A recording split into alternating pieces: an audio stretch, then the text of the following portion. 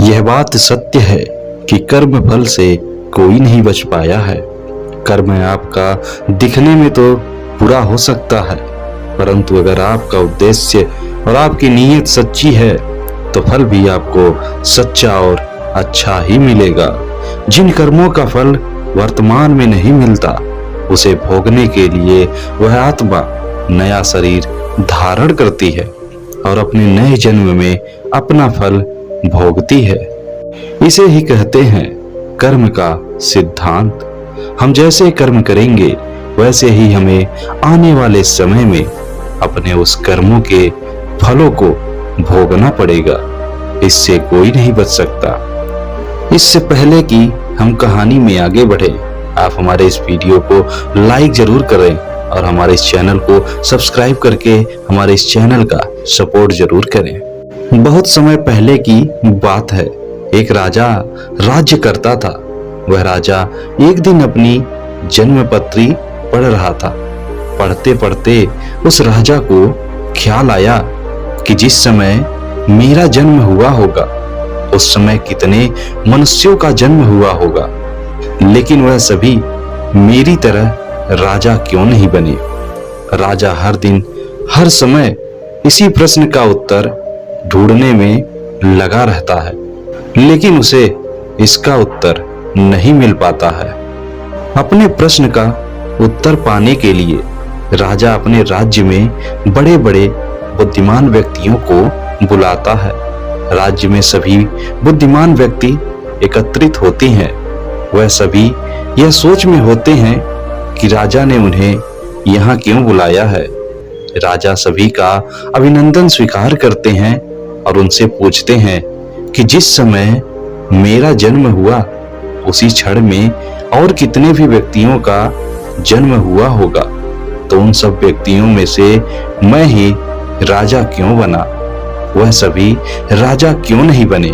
सभी महान बुद्धिमान इस प्रश्न के उत्तर के लिए गहन सोच विचार करने लगे। वह सभी गहन सोच विचार करने के बाद उनके प्रश्न का उत्तर न दे सके। राज्य में एक बुजुर्ग बुद्धिमान व्यक्ति भी बैठे हुए थे। वह थोड़ी देर बाद बोले कि इस प्रश्न का उत्तर तुम्हें एक महान साधु देंगे जो कई वर्षों से एक घने जंगल में तपस्या कर रहे हैं। यह सुनकर राजा अगले दिन अपने सैनिकों के साथ उस जंगल की ओर निकल पड़े। कुछ दूर पहुंचते ही राजा को वहां एक छोटी सी कुटिया दिखाई दी। जब राजा उस कुटिया के पास पहुंचा तो उसने देखा कि एक साधु वहां बैठा आग के अंगारे खा रहा है। यह देखकर राजा चकित रह गया। राजा ने हिम्मत करके उनसे कहा कि हे साधु, मैं आपको प्रणाम करता हूँ। मैं आपसे एक प्रश्न पूछना चाहता हूँ कि मेरे जन्म वाले दिन कितने मनुष्यों का जन्म हुआ है। उन सभी में से मैं ही राजा क्यों बना। साधु यह प्रश्न सुनकर बोले कि हे राजन, मैं तुम्हारे इस प्रश्न का उत्तर नहीं दे सकता। थोड़ा आगे चलकर तुम्हें एक और साधु मिलेंगे, वही तुम्हें इसका उत्तर दे सकते हैं। यह सुनकर राजा दूसरे साधु की तलाश में आगे निकल पड़ते हैं। थोड़ा आगे चलते ही राजा को दूसरे साधु दिखाई देते हैं और वह साधु मिट्टी खा रहे होते हैं। यह देखकर राजा पुनः हैरान रह जाते हैं। फिर उसी वक्त राजा हिम्मत करके अपना प्रश्न साधु से पूछते हैं। फिर साधु क्रोधित होकर बोलता है कि तुम जल्दी यहाँ से चले जाओ, मेरे पास तुम्हारे इस प्रश्न का उत्तर नहीं है। परंतु वह साधु उसे एक लड़के के बारे में बताता है और कहता है कि तुम उसके पास जाओ, तुम्हें अपने प्रश्न का उत्तर जरूर मिलेगा। तो राजा उस लड़के की तलाश में आगे बढ़ने लगते हैं। ढूंढते ढूंढते वह राजा एक गांव में जा पहुंचा। राजा को थोड़े समय बाद वह लड़का मिल गया। वह बहुत ही बीमार था। राजा ने उस लड़के से अपना प्रश्न पूछा और लड़का बोला कि हे राजन, हम पिछले जन्म में 4 भाई थे। एक बार हम चारों भाई किसी जंगल में भटक गए थे और हमें वहां कई दिन हो गए थे। हमारे पास केवल जरा सा आटा पड़ा हुआ था और उसकी रोटियां हमने बना ली थी। जैसे ही हम भोजन को ग्रहण करने वाले होते हैं, हमारे पास एक बाबा आते हैं। वह बाबा बहुत भूखे थे। वह हमसे भोजन मांगते हैं। ऐसे में बड़ा भाई बोला कि यदि हमने आपको यह भोजन दे दिया तो हम क्या अंगारे खाएंगे? दूसरा भाई बोला कि अगर हमने भोजन दे दिया तो क्या हम मिट्टी खाएंगे? अब जब मेरी बारी आई तो मैंने भी रोटियां देने से मना कर दिया, परंतु राजन, तुम बहुत दयालु थे। तुमने अपने हिस्से का भोजन उस बाबा को देकर उसका पेट भरा और तुम्हारे इस पुण्य के कारण तुम इस जन्म में राजा बने। रास्ते में जो तुम्हें अंगारे खाते हुए और मिट्टी खाते हुए साधु मिले थे, वह दोनों तुम्हारे भाई थे। तुम्हारा तीसरा भाई मैं हूं, जो इस समय मौत के मुंह में है।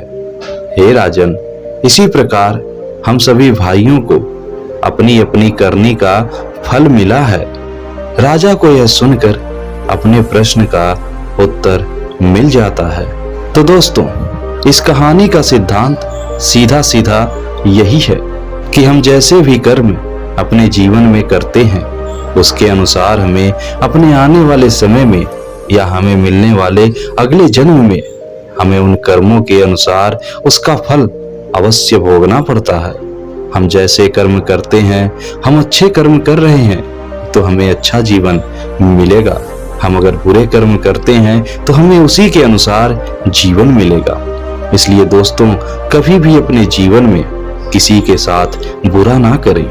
हमेशा अच्छे कर्म और परोपकार की भावना अपने मन में रखें। हमेशा दूसरों की मदद करें। हमेशा गरीब और लाचार की मदद करें। जितना हो सके लोगों की मदद करते रहना चाहिए। जैसा कि आपने इस कहानी में जाना कि एक ही समय में कितने सारे लोग जन्म लेते हैं, इसकी कोई गिनती नहीं है। अनगिनत लोग एक ही समय में जन्म लेते हैं, लेकिन हर किसी का जन्म उनके कर्मों के अनुसार अलग अलग परिवारों में होता है। उसमें कोई बहुत ही अमीर होता है तो कोई बहुत ही गरीब होता है, और तो कोई ऐसा भी होता है जिसका गुजारा बस चल जाता है। तो कोई संघर्षशील होता है तो कोई बड़े मजे से अपने जीवन को जीता है। लेकिन ऐसा क्यों होता है? यह सिर्फ हमारे कर्म है जो इस बात को निश्चित करते हैं कि हमारा जन्म किस घर में, किस अवस्था में होगा। हमारा जीवन और इस जीवन में आने वाली परिस्थितियां कैसी होंगी, यह टोटली हमारे कर्मों पर ही निर्धारित होती है। इन्हीं सब को देखते हुए ही सदियों से हर व्यक्ति को यही सिखाया जाता है कि हमेशा हमें अच्छे कर्म करने चाहिए। बुरा कर पाप कर्म करने से खुद को बचाकर रखना चाहिए। बुरे कर्म हमें सिर्फ नर्क की तरफ ही लेकर जाते हैं।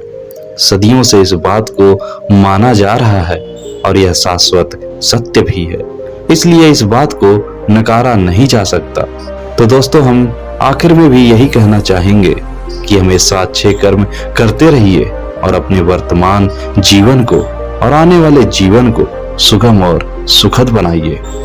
तो दोस्तों, उम्मीद है कि इस कहानी से हम जरूर कुछ सीख पाए होंगे। तो दोस्तों, यह कहानी आपको कैसी लगी हमें कमेंट में जरूर बताएं और हमारे इस वीडियो को एक लाइक जरूर कर दें और हमारे इस चैनल को सब्सक्राइब जरूर कर लें।